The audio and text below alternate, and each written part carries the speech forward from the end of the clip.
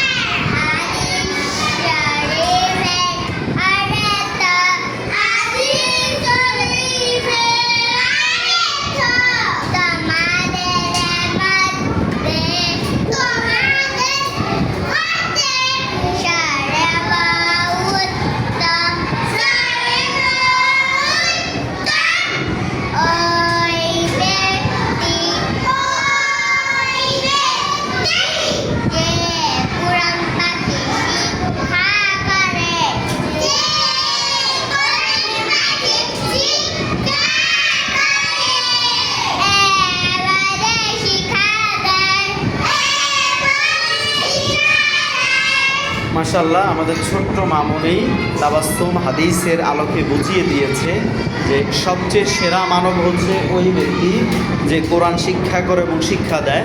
এটা হচ্ছে সহিহ বুখারীর 527 নম্বর হাদিস। হাদিসের মধ্যে প্রিয় নবী সাল্লাল্লাহু আলাইহি সাল্লাম বলেছেন, খায়রুকুম মান তাআল্লামাল কুরআনা ওয়া আল্লামা, তোমাদের মধ্যে সর্বোত্তম ওই ব্যক্তি যে কোরআন মাজিদ শিক্ষা করে এবং শিক্ষা দেয়।